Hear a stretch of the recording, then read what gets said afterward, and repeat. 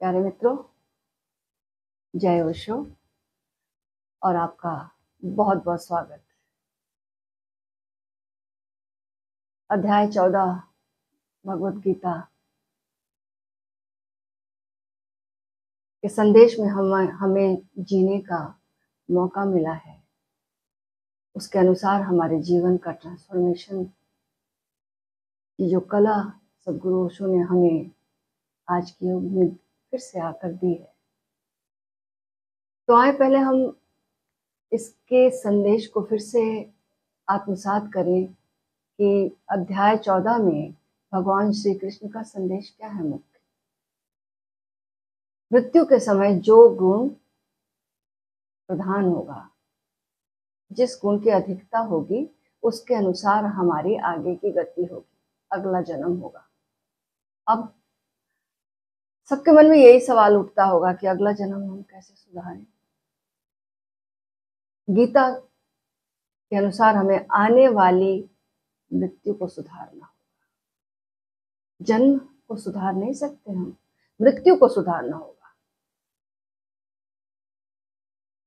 तो हर युग में जैसे भगवान श्री कृष्ण से लेकर भगवान ओशो तक मृत्यु की कला ही सिखाते हैं।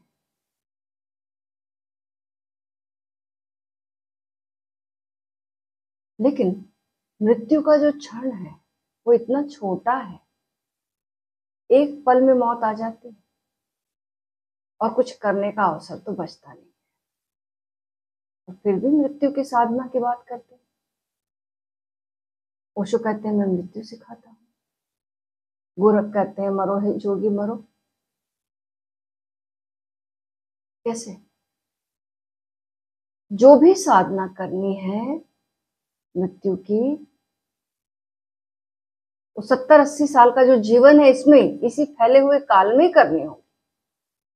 मृत्यु जो है वो तो महादुख है, असहनीय पीड़ा है। उसमें आदमी बेहोश हो जा रहा है, तो उस समय तो कुछ भी नहीं कर सकते। तो करें क्या? करना हमें इस जीवन काल में है, साधना हमें जीवन की करनी है। जीवन में जीवन भर जो साधना की है वही प्रगाढ़ होकर मृत्यु के समय सामने आने वाली है। तो क्या करना चाहिए? हमें अपने जीवन काल में छोटे छोटे दुखों के साक्षी होने का अभ्यास करना चाहिए। शारीरिक दुख आते हैं, मानसिक दुख आते हैं, सामाजिक दुख आते हैं, भावनात्मक दुख आते हैं, आते ही रहते। तो इन सबके दृष्टा बनकर देखना, यही तो सबसे बड़ी साधना है जीवन की। और इसीलिए तपस्या को डेवलप किया भगवान महावीर ने, भगवान बुद्ध ने। तपस्या का रहस्य क्या है? यही है कि जानबूझकर दुख को बुलाओ, आमंत्रण दो और उसमें साक्षी होना ज्यादा आसान है। क्यों? क्योंकि हमने क्रिएट किया है उसे। जब हम क्रिएट कर रहे हैं तो साक्षी होना, डिस्टेंस रखना ज्यादा आसान है।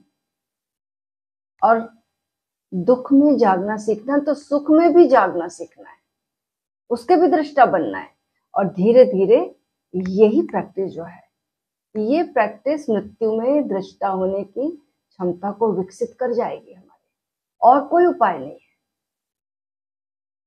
तो जीवन में हमें क्या क्या करना है? हमारे भीतर जो गुण है उसके प्रति जागना है। पहली बात, अरे जो गुण है वे एक ऐसे समझो कि साइकोसोमेटिक कॉम्प्लेक्स की तरह है। यानी हमारे गुण क्या है? हमारे शरीर के गुण है, हमारे मन के गुण है, और हजारों साल में ये विकसित हुए हैं। करोड़ों साल के विकास क्रम में हमारे जो पूर्वज की एक एक एक श्रृंखला थी, उससे हमको मिले हैं।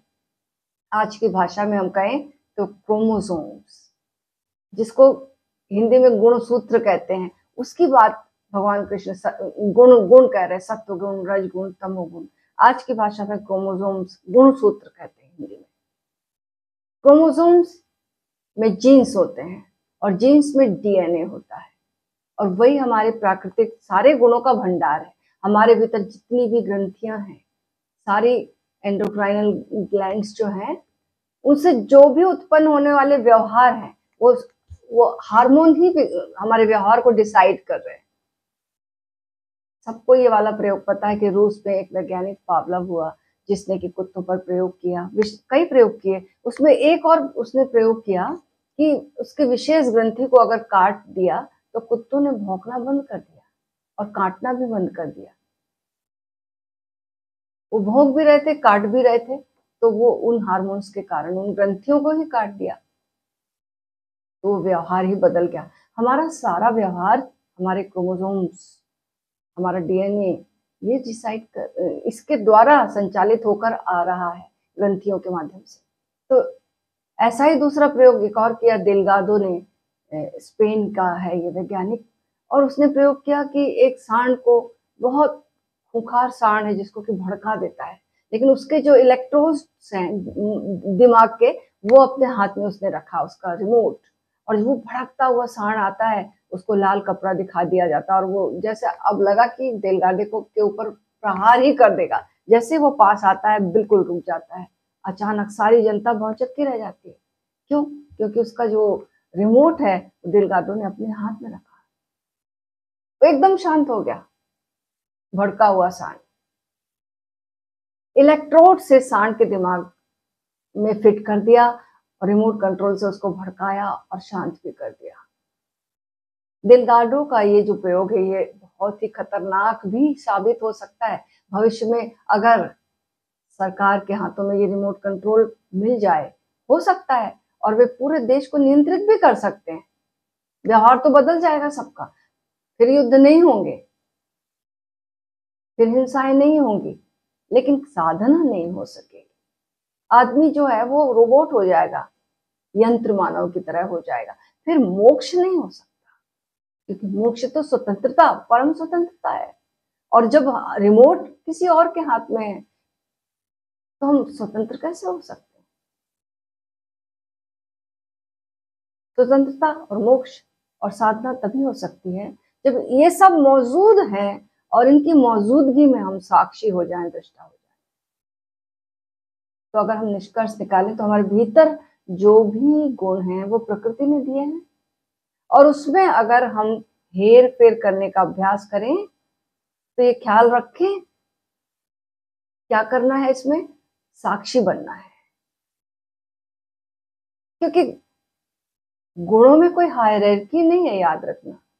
अगर हमने भीतर से इनमें हायरार्की मान ली तो हम साक्षी नहीं बन सकते, क्योंकि पहली बात तो है कि हमारी ही धारणा, हायरार्की की जो धारणा, उससे हम अपने अपने गुणों को नहीं पहचान पाएंगे।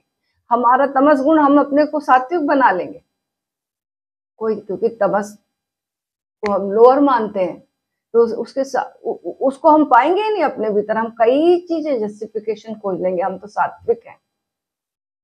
तो जब बीमारी नहीं पता चली तो इसका इलाज क्या होगा? याद रखना, तीनों गुण बीमारी की तरह है। एक टीबी है, दूसरा मलेरिया है, तीसरा डेंगू है। अब तीनों गुण से स्वस्थ हुआ जा सकता, स्वास्थ्य तो एक ही है ना, बीमारी अलग अलग है।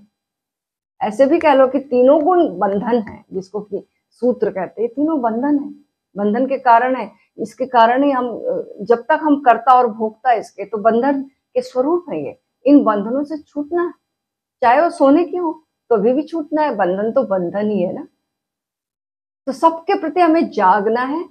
जो भी गुण हम पहले पहचानो, हम कौन से गुण में हैं, और उसी गुण के प्रति जागना ही रूपांतरण बन जाता है, जागना ही स्वास्थ्य बन जाता है।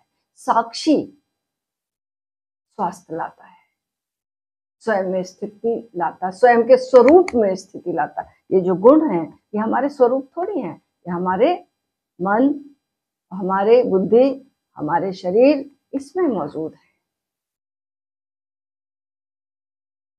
तो हायरार्की कोई गुणों की नहीं है, तीनों गुण